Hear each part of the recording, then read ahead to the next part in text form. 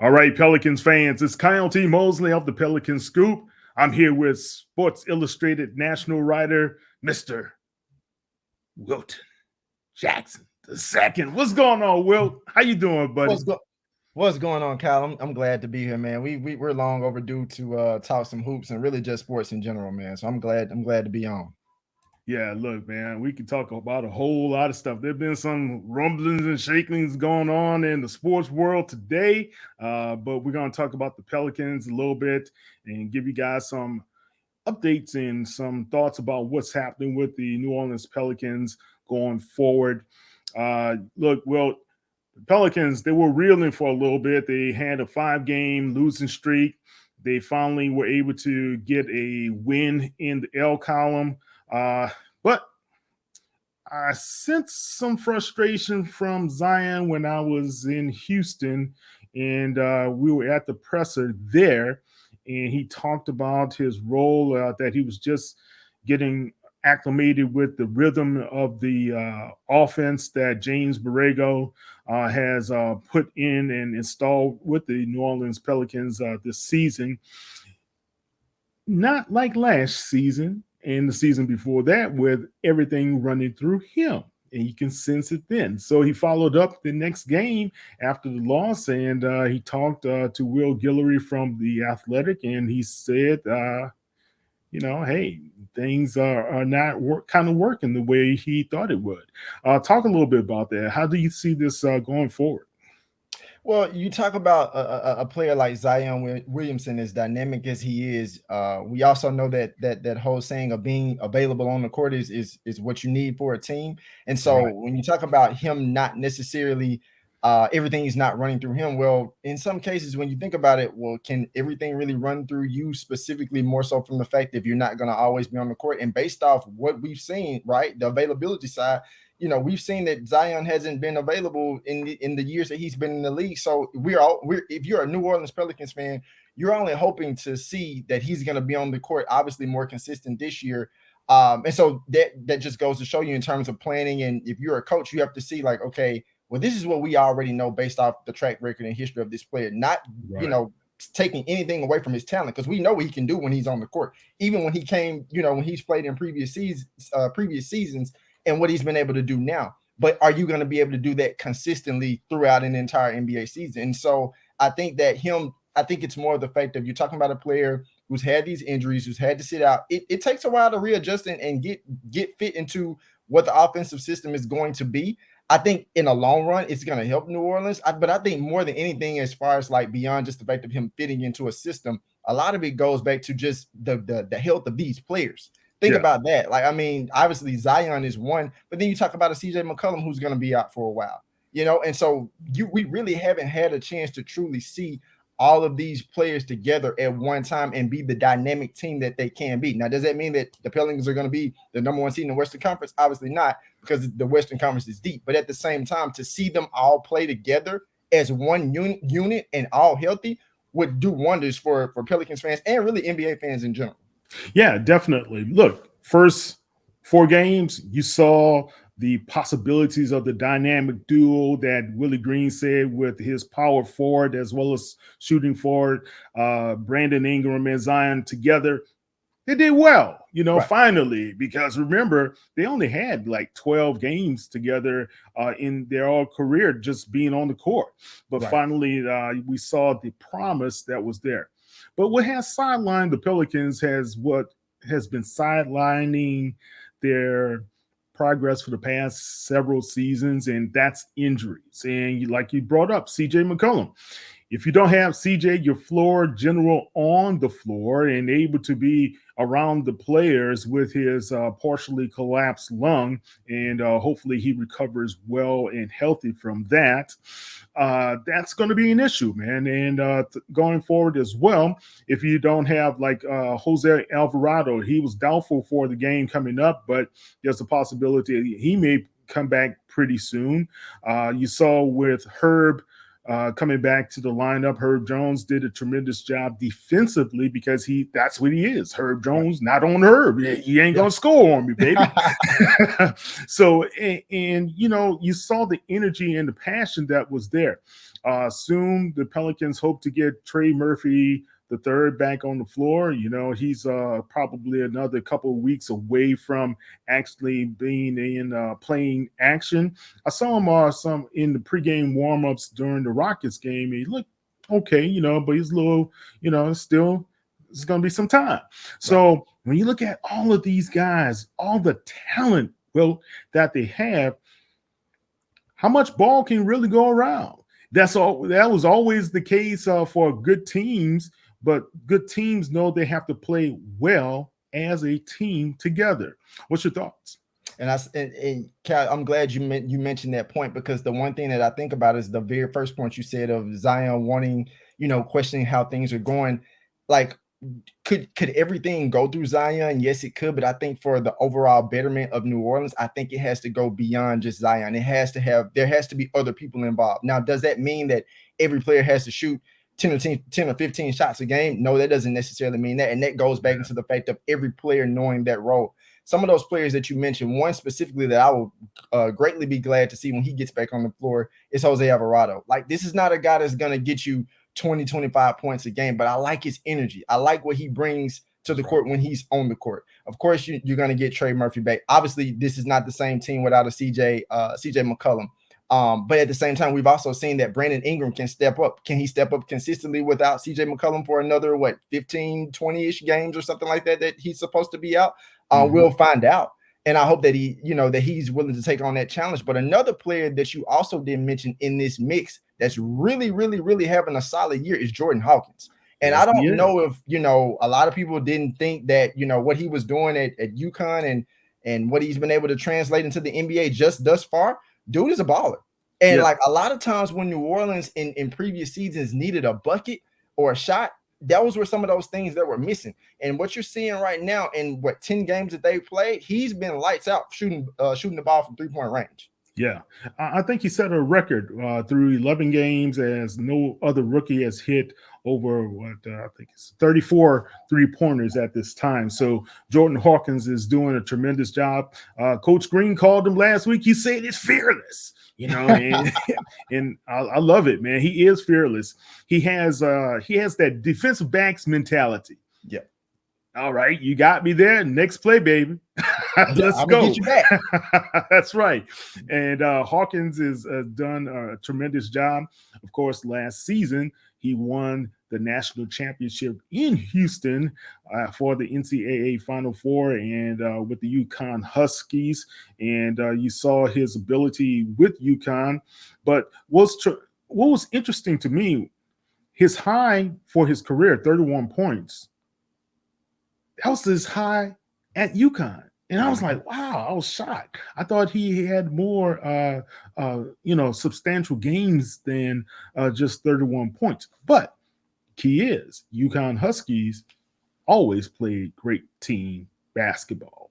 All right, let's move on. Well, let's talk a little bit about what's happening with Coach Green. Coach Green now has recovered. He was ill and out for the game previously.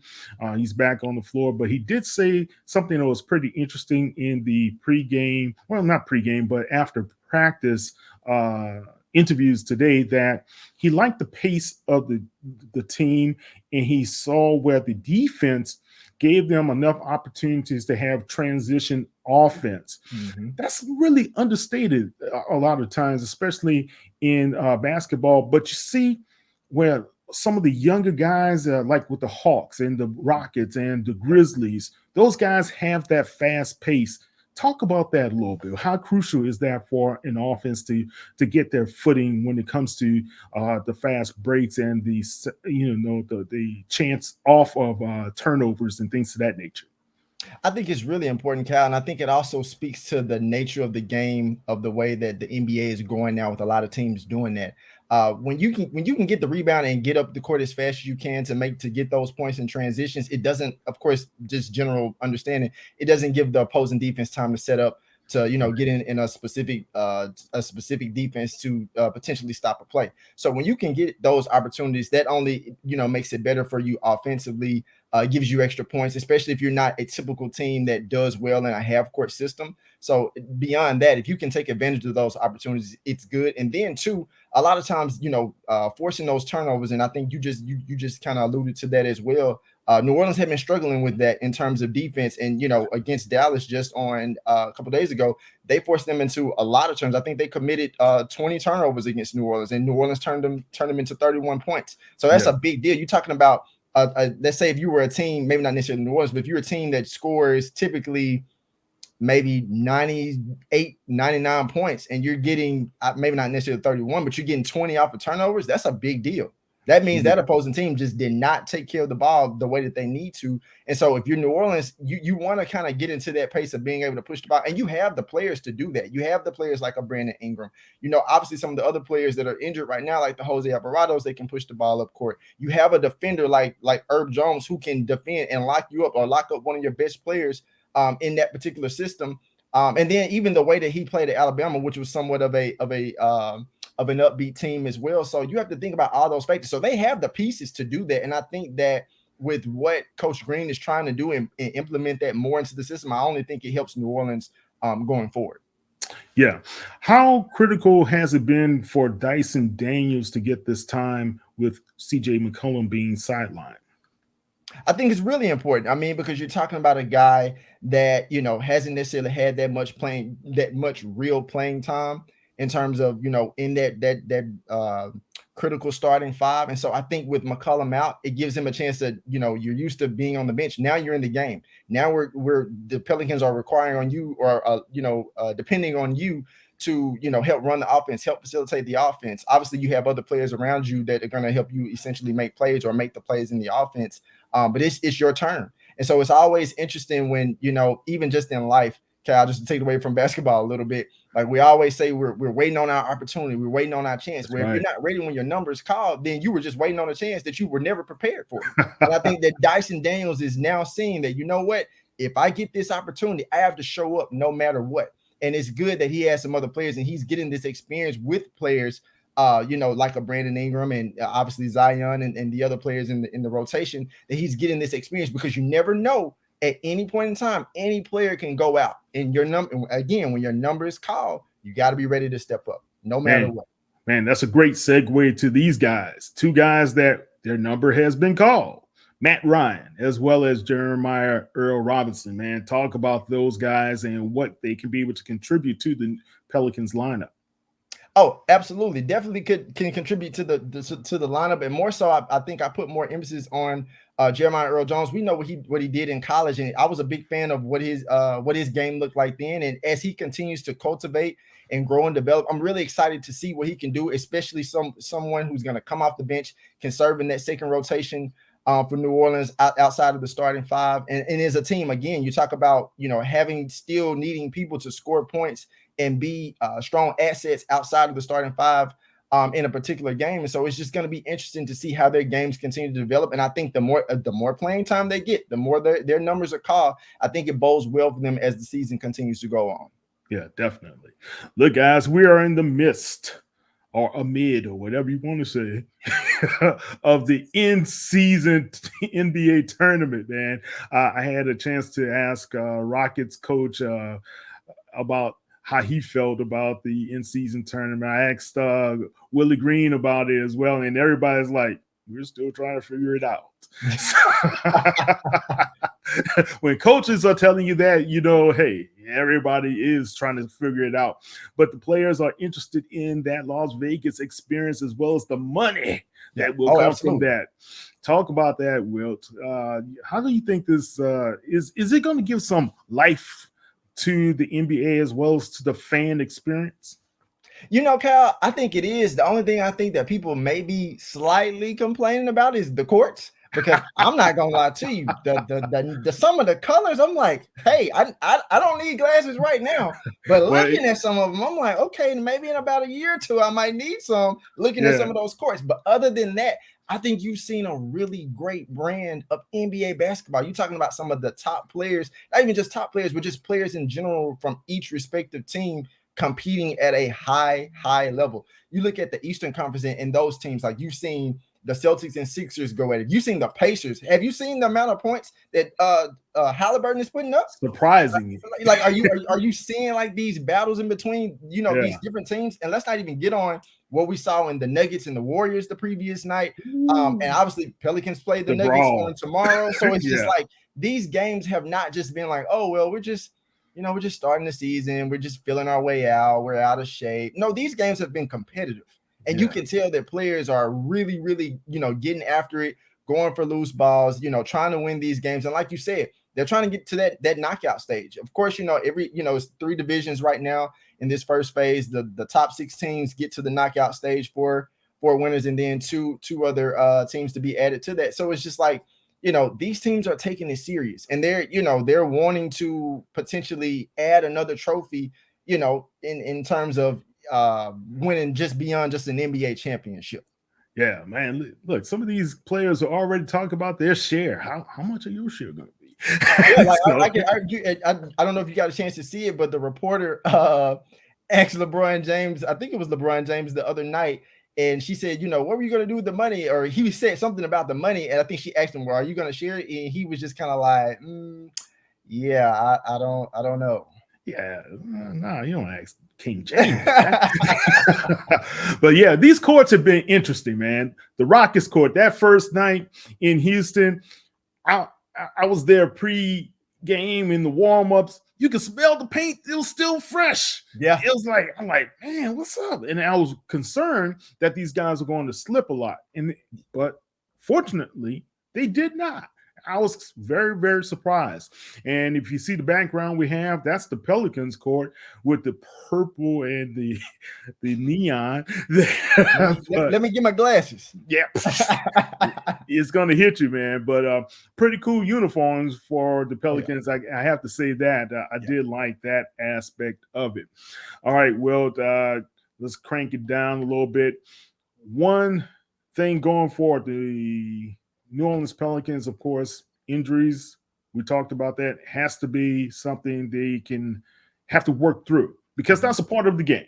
Right. Whether you like it or not, in any professional sport, any amateur sport, the injury is going to happen. Right. Maturity is the key here. Yep. At this point and at this stage, is this a pivotal year for Zion and the Pelicans, as well as Brandon Ingram in the Pelicans? Absolutely. This is a year that they have to. I'm not saying that they're going to win a championship this year. That would be a very bold statement to say 10 games into a season and knowing how stacked the Western Conference is. But as far as, like you said, in terms of maturity and where they need to be and where they can be with the talent that they have, considering if all of them are healthy, absolutely. This is a season where, like, if they can put it all together and remain healthy, it's time. It's time. I mean, Zion, we know what you can do. We've seen, we watched you in college. We've watched you when you were healthy. We watched you, sit on the sideline and continue to, take in the game and things like that. We've also seen, some of the off-court issues that he's dealt with. But when you're on the court and you're available and you have your other teammates available with you, i.e. Brandon Ingram as the next big star, you got to be ready to play at all times. Like, you have to be that leader.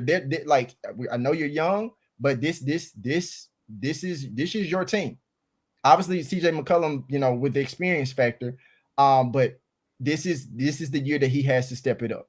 Yeah, because without Zion Williamson, this is not the same team. It's not. That's a great point. Now, I'm gonna lead you into this point. After all this is said and done, and before the All-Star break, and there's going to be the trade deadline and everything else, can the Pelicans find a guy that has some sort of NBA championship-like pedigree to fit well within this organization? Do you think that's what these guys need? Because I saw a guy like Fred VanVleet really take over that game when the Rockets needed him to do so. I think they were like 7 or 8 points down to the Pelicans in the fourth quarter. He said, "Give me the ball," and he took over the game. But he's been in those pressure type of situations before. I know a lot of people don't want to say it, but do the Pelicans need somebody like this? You know, I don't necessarily know if they need somebody like that. I think they have the players that can do that, believe it or not. I'm saying that based off the fact of if they're all healthy. Now, if they're not healthy, then different story. But I think in terms of if every player that they have right now on their roster, the players that I'm thinking about in my head, the CJ McCollums, the Brandon Ingrams, the Zion Williamsons, even Jose Alvarado. I'm not saying he has to necessarily take the big shot, but we saw in the postseason last year, or the play-in situation of what the Pelicans were last year, we've seen that he can make plays when needed. So I think that New Orleans has the players to do what they need to do to win those games in clutch situations. I think it just really comes down to a point that you mentioned, A, maturity, and then also B, the health of the team overall. Yeah, good points. Guys, that's the professor himself, and I call him professor because he is so well learned, and he's a Jackson State guy, but that's Mr. Wilton Jackson II. Well, thank you so much. Tell everybody how they can be able to find you on the World Wide Web. You can find me on Twitter on Wilton Reports, on Instagram at Wilton Reports, and on LinkedIn at Wilton Jackson, and you can follow my work on si.com.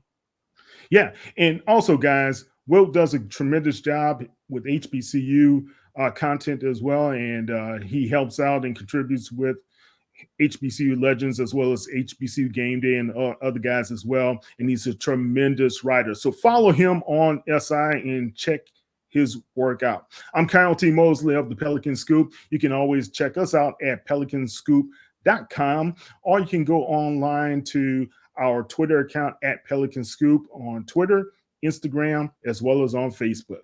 Kyle T. Mosley with Mr. Wilton Jackson. Wilton, thank you, man. Thanks for having me, Cal. Take care.